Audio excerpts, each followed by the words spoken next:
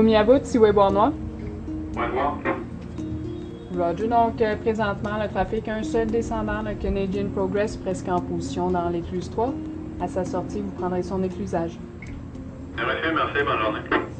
Roger, bonne journée à vous. Saint-Lambert est un peu le centre nerveux et puis de l'espace ici, on voit tous les navires, on voit ce qui se passe et puis on a une bonne idée de tout le système de navigation entre Montréal et Lac-Ontario.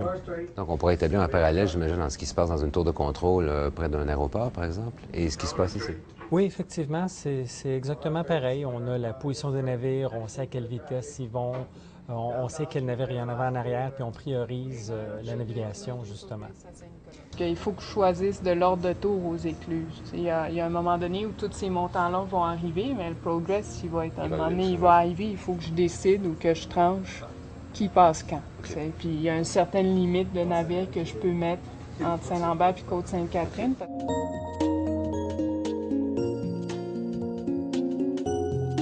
Quel est l'avantage d'avoir un centre de contrôle comme celui-ci? Le navire qui est au port de Montréal qui s'en va à Valleyfield ou celui qui est à Beauharnois et qui s'en va à Hamilton, tous ces navires-là se croisent d'une direction ou de l'autre.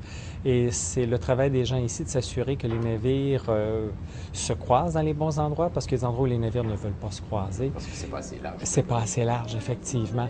Et le canal qui est pas large, lorsque deux navires passent, effectivement, il y a l'attrait d'un navire vers l'autre pour éviter justement une collision potentielle entre deux navires. Les contrôleurs ici sont en contact constant avec les deux écluses américaines dans le coin de Cornwall. Et puis à partir de ça, on se transfère aussi les navires.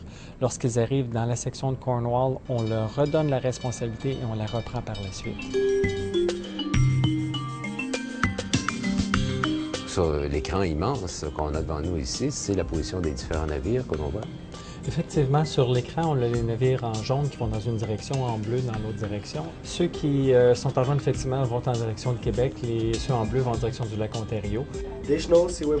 Sur l'écran, comme information de base pour les contrôleurs, on retrouve la vitesse, le poids du navire dans l'eau par rapport à sa profondeur. Donc, il a une profondeur de 26 pieds 6 pouces ou de 8 mètres, 0.08. Alors, à ce moment-là, pour nous, c'est une limite que les navires ne doivent pas dépasser entre la différence du navire, de sa coque et du fond de l'eau dans différentes sections de la rivière. Donc, les navires vont en direction ou de Québec ou du Lac-Ontario. Et les écluses sont inscrites, les ponts, parce que certains des ponts sont contrôlés à partir d'ici aussi. Donc, toute l'information est toujours disponible pour tout le monde. Quand un navire arrive de l'étranger, qui va s'occuper de lui? Si c'est la première fois qu'il vient en eau canadienne durant la saison en cours, il doit être inspecté. Une série d'inspecteurs de la voie maritime, associée d'une série d'inspecteurs aussi américains, bordent le navire pour faire une inspection. On s'assure qu'ils respectent nos règlements, qu'ils respectent notre réglementation, que ce soit environnemental aussi. On fait des tests d'eau de ballast, on s'assure que le navire est conforme. Et ceci se fait avant l'entrée de la voie maritime. Baby Smain, Seaway Roger for 1605 for Bradford. Mais ici, c'est vraiment de gérer l'ensemble. Pas seulement d'optimiser une écluse, mais d'optimiser le système.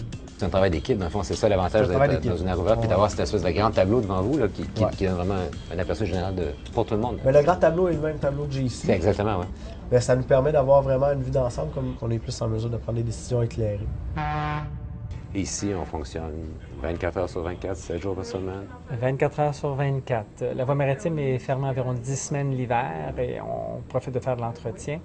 On ouvre de la région ici vers autour du 20-25 mars à chaque année et les brise-glaces de la garde côtière nous aident à partir le système. Donc environ une semaine avant l'ouverture, les gens sont en poste et les gens terminent avec la fermeture de la voie maritime qui est à la fin décembre à chaque année. Il n'y a pas une journée qui est pareille. Vous êtes ici aujourd'hui, on a beaucoup de bateaux dans le système. Hier était une journée un peu plus tranquille. Hier, il n'y en avait pas. Hier, je pense qu'on avait 4 bateaux dans le système. Aujourd'hui, on a 12, 14. Chaque journée, il n'y a pas d'horaire pour les navires. Donc, on est sur un système principalement à premier arrivé, premier servi. Donc, les navires arrivent et on les prend.